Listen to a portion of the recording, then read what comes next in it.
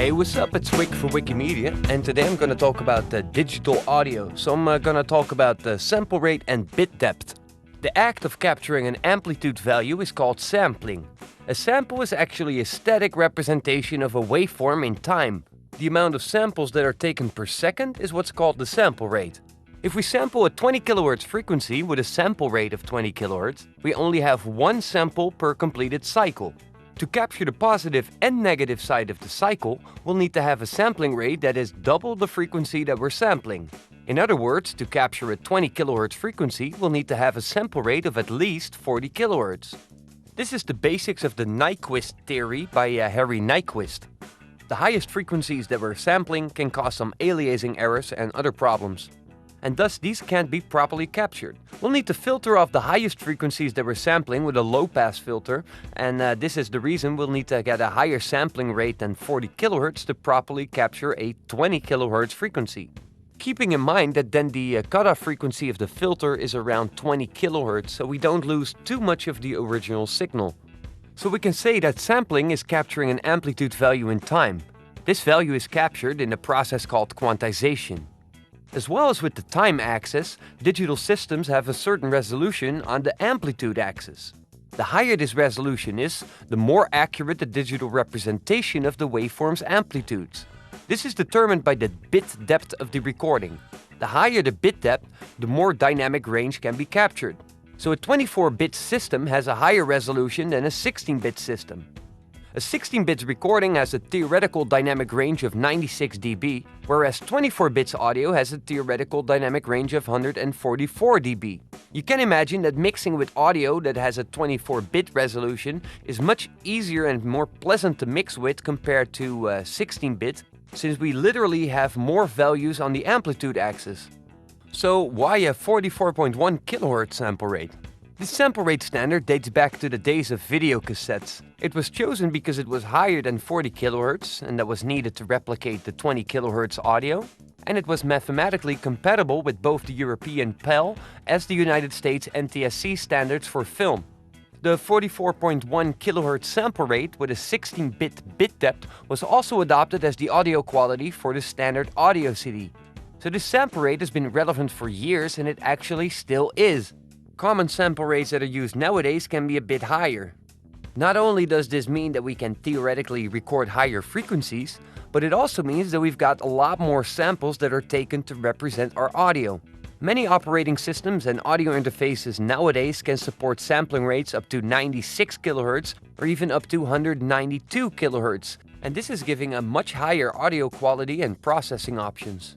The filters and the AD converters that are being used by an audio interface are really crucial in determining what the quality of the interface is that's actually doing this conversion. The sampling rate that we're using in a project can be seen as its playback speed. Audio files in our project that are on the currently running sampling rate will play back at a normal speed. But if we force to play back a 48 kHz audio file in a project that's running at 44.1 kHz, it will sound slower and pitched down. When we play back files in a lower sample rate than the sample rate of the recording, we will hear a speed-up version played back faster in a higher pitch. Most DAWs, however, will give a dialog box upon importing the audio files when the sample rates are not corresponding to the current sample rate of the project. So it's kind of like a safety net. You gotta take note that recording on higher sample rates and bit depths will create higher resolution audio and thus much larger audio files to work with. We can actually quite simply calculate the approximate disk space that's needed to record our audio on. We take the sample rate times the bit depth, and that gives the amount of bits per second.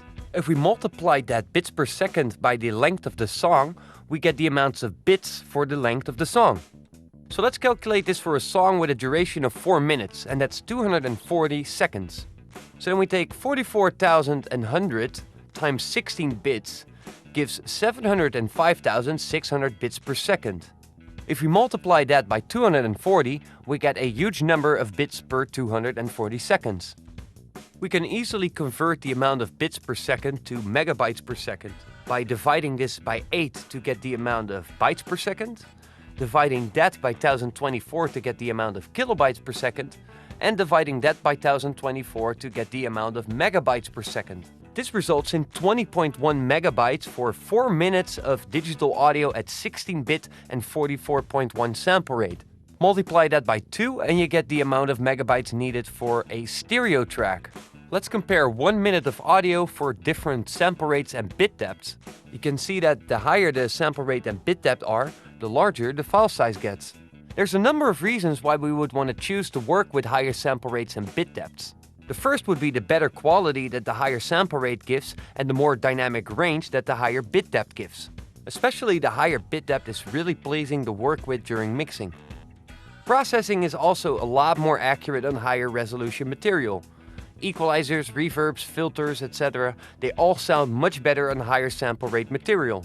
This is the reason why many plugins use so-called upsampling techniques to internally work at higher sample rates when processing audio. Another reason to work on higher sample rates is when you need to apply time stretching or maybe even pitch correction.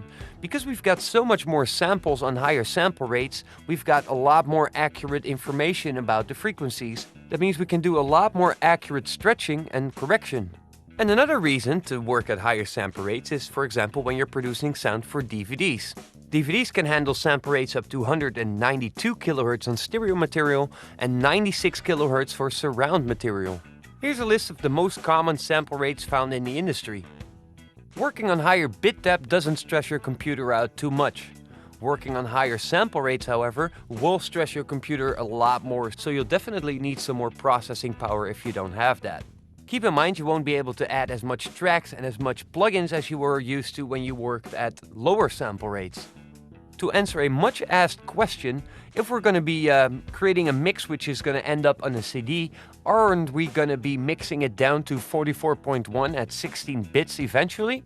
And that answer is yes, you are, but that's only in the very last stage after the mastering. So during mixing and during recording, we can work at these higher sample rates and bit depths, and only in the very last exporting stage of the master, we're going to sample it down to 44.1 and 16-bit if you're going to be burning this to a CD. If you want to know even more about sample rate and bit depth, you should head over to wikimedia.net, where I'm going to post an extended article in the audio tutorials section in the 3rd season, so you can find that right there. So I hope you've learned something today. If you want to know more about the upcoming tutorials, you should follow me on Google+ or Facebook or Twitter. As always, this was Wick for Wikimedia Tutorials. I thank you guys for watching. If you enjoyed it, please share, comment, and like this video. And I hope to see you guys soon. Peace!